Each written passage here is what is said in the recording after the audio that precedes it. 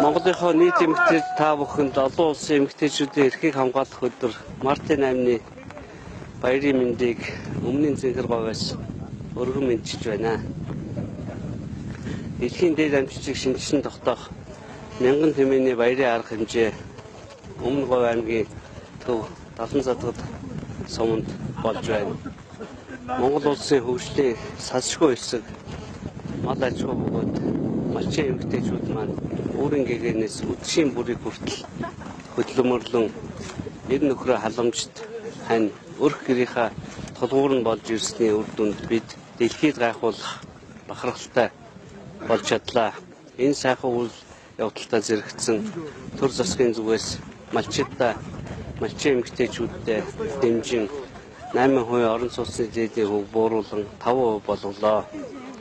Мөн уламжлалт мал аж ахуйгаа эрхлэн суугаа малчтын үйлдвэрлэл эрхэлж амьдралаа дэвшлүүлэх боломжийг хангахын тулд малчны зээлийн хөв жилийн 18% хүртэл бууруулсан.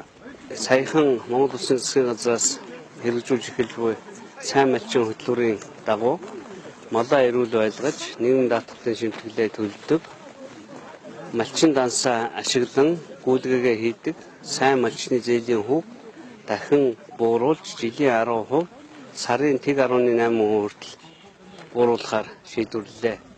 Мянган тэмээний баярт оролцож буй малчид маань бүгд сайн малчин болохын төлөө ажиллана гэдгээ итгэлтэйгээр илэрхийлж байна. Цаашид малын гаралтай бүтээгдэхүүнээ дэлхийн данстай брэнд болгож эдийн засгийн хөгжлийн тулгуур болгох их үйлстэй малчин төмөн маань ихээхэн хувь нэмрийг оруулна гэдэгт итгэл төгс байна. Монгол орны өнцөг булан бүрт суугаа эхчүүд, эмэгтэйчүүд, бүсгүйчүүд та бүхэндээ эмэгтэйчүүдийн баярын мэндийг хүргэж эрүүл нэг хад жаргал хамгийн сайн сайхан бүхнийг хүсье өрөөё.